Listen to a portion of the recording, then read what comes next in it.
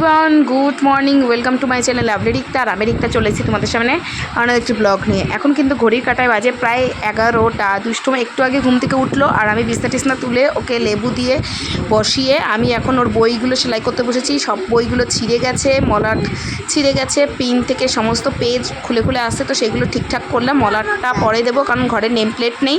আর বসেছি ওকে যে পয়লা বৈশাখে জামস্যুটটা দেওয়া হয়েছে, তো সেই জামস্যুটটা সেলাই করতে। সেইগুলোর পাটা একটু ওর বড় হচ্ছে, পায়ের তলায় চলে যাচ্ছে গোড়ালির তলায়, তো ভাবলাম একটু মুড়িয়ে সেলাই করে দিই, তাহলে আর গোড়ালির তলায় যাবে না। তো এখন বসেছি ওর করতে। আর দুষ্টু দেখতেই পাচ্ছ টিভি দেখছে, টিভি হচ্ছে লিটল সিংহাম, আর ও বসে বসে দেখছে। আর ওই লিটল সিংহামের যে বাইক থাকে আর ওর হলো কোলবালিশটা বাইক, তো এখন ওর জন্য ওই বাইকটা চালাচ্ছে আর গাড়ি স্টার্ট দিচ্ছে, মানে যা যা টিভিতে হচ্ছে ও সেটাকে কপি করার চেষ্টা করছে। আর আমি নানান জিনিস নিয়ে বসেছি। আর রান্না আমার তো প্রায়ই কমপ্লিট হয়ে গেছে, আর আজকে রয়েছে একটা ইনভিটেশন, তো সেখানে যাব। গরমে আর ভালোভাবে ভিডিও করা হচ্ছে না, রান্না করতে করতে ভিডিও শেয়ার করব, তো এইভাবেই ভিডিওটা শেয়ার করতে হচ্ছে খাপচা খাপচা করে। আর আগের ভিডিওটা তোমাদের কেমন লেগেছে অবশ্যই বলো, জানি একটুখানি বেখাপা সেরকম কিছু শেয়ার করতে পারিনি। তো চলো রান্না কি হয়েছে সেটা তোমাদেরকে এক ফাঁকে শেয়ার করে দিই।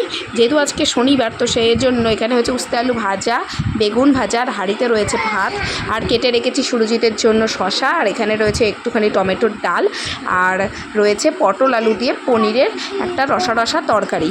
তো এই করেছি রান্না। আর এইগুলোর করার পর আমি এখন ভাত নিয়ে বসে পড়েছি। এখন ঘড়ির কাঁটা বাজে 11:15। দুষ্টু দিকে যেমন তেমন টিভি দেখেই যাচ্ছে, আর আমি এখানে বেগুন ভাজা দিয়ে পনির দিয়ে ডাল দিয়ে ভাত খাচ্ছি, দারুণ লাগছিল। আর এক বোতল ফ্রিজের জল নিয়ে বসেছি। আর জানলা টালনা দিয়ে দিয়েছি, একটু টিনের ঘরটাতে আমরা রান্না করি আর ভাত খাই, তো সেই জন্য প্রচুর তাপ, তার জন্য করে দিয়েছি। সত্যি গরমের দিনে টক ডাল আর নিরামিষ খাওয়া শরীরের পক্ষে কিন্তু খুবই ভালো। তো এখন কিন্তু প্রায় 4:30 পৌনে 5টা বাজে, আর বাবা চলে এসছে আমাকে নিতে। তো এখানে বড় মামি, আমি, বাবা আর আমার মেয়ে, আমরা এই কজনেই যাচ্ছি গাগনাপুরে। বাবার গাড়ি করে যাচ্ছি। তো আমাদের কুপার্স বাজার থেকে প্রথমে নিয়ে নিলাম, যেহেতু ওটা পুজো বাড়ি, তো পুজো বাড়িতে সবথেকে মিষ্টিটাই শ্রেয়, তো সেই জন্য নিয়ে নিলাম। আর সবথেকে পুজোর একটা স্পেশাল জিনিস, সেটা আমরা ওখানে গিয়ে দেখাচ্ছি যে পুজোটা কেন এত স্পেশাল আর কত মানুষই না ওখানে আসে, কী কারণে। তো অনেক দিন পর এই বিকেলে বেরোলাম, আর এই গ্রাম্য পরিবেশের মধ্যে দিয়ে যেতে না খুব ভালোই লাগে, তাই না ক্যাপচার করে আর পারলাম না। আর এখন না যেদিকেই যাই সেদিকেই শুধু কীর্তন, কোথাও অষ্টম প্রহর, কোথাও 16 প্রহর, কোথায় 32 প্রহর, আর যার চাঁদা। তো এখানেও সেরকমই রাস্তায় হচ্ছিল, ভাগ্যিস চাঁদা ছিল না, নাহলে তো আবার চাঁদা দিতে হতো আমার বাবাকে। তো সেরকম করতে করতে আর এখন কিন্তু পুরো চলে এসেছি আমরা গাগনাপুরে। বাবা তো মামিকে ওখান থেকে নিয়ে আমাদের বাড়িতে হয়ে ক্যাম্প হয়ে রায়নগর হয়ে না গাগনাপুর কতটা টুকটুকিতে জার্নি বুঝতেই পারছো। আর দুষ্টুমার তো এবার দুপুরে ঘুমও হয়নি। তো এবার আমরা নেমে পড়েছি, আমি চলে এসেছি আমার মামা বাড়িতে। তো মামারা আমাকে বলেছিল যে পুজো 5টার সময় হবে, আর যেমন কথা তেমনই কাজ। আমরা আস্তে আস্তে 5:15-20 হয়ে গেছিলো, আর পুজো শুরু হয়ে গেছে। তো এখানে দুটো ছাতাটা নিয়ে দুটো পুজোর আসন করা, বুঝতেই পারছো। তো একটাতে প্রথমে যেটা হচ্ছে সেটা হলো গিয়ে গ্রহরাজের মানে আমাদের বড় ঠাকুরের পুজো, আর তারপরে হবে নারায়ণ ঠাকুরের পুজো। তো বড় ঠাকুরের পুজোটা পুরোপুরি দেখে এখন চলে এসেছি আমি আমার ছোটো মামিদের ঘরে। তো এখানে এখন মামি আসার সাথে সাথে ভাই দিয়ে দিল আমাদেরকে ফুটি। তো আমি, ভাই, বাবা, মা সবাই মিলে এখন একটুখানি করে ফ্রুটি খেয়ে নিলাম।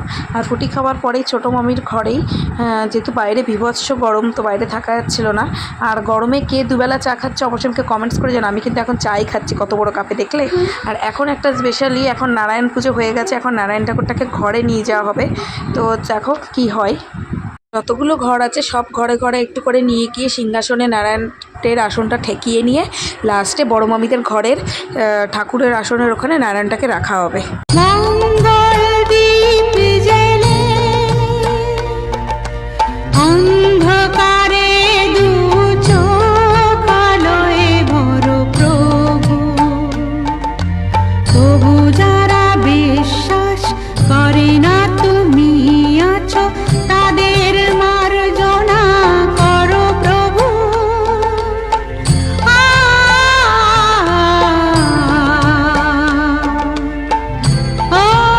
পুজোর শেষে এখন হয়েছে চিন্নি মাখার প্রস্তুত।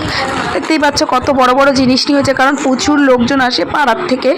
আর এখানে প্রচণ্ড চিন্নি প্রসাদ বিতরণ, ফল প্রসাদ বিতরণ করা হয় প্রচুর মাসে, এত বড় করে হয়। আর সবাই জানে যে পাড়াতে কার বাড়িতে এই বৈশাখ মাসে বাড়ির পুজো হয়। চলো তাহলে প্রসাদগুলো এবার খাওয়া দাওয়া হয়ে যাক। প্রসাদ খেয়ে দিয়ে নিয়েছি, বাবা আর মামি ওখানে ভাত খেয়ে নিয়েছে, বাট আমি বাড়িতে ভাত আছে বলে ভাত আর খাইনি। দুষ্টুমা কোলের মধ্যে ঘুমিয়ে পড়েছে। এখন আমরা প্রায় রায়নগরের কাছাকাছি চলে এসেছি, তো যাচ্ছি বাড়ি। তো ভিডিওটি অনেকটা ছোট হয়ে গেল, ব্লগগুলো খুবই এখন ছোট যাচ্ছে, কিছু করার নেই। আশা করি পরে বড় ব্লগ দিতে পারবো। তো ভিডিওটি কেমন লাগলো অবশ্যই কমেন্টস করে জানিও। ভালো লাগলে please like, do share and subscribe my channel. দেখা হচ্ছে খুব শিগগিরই।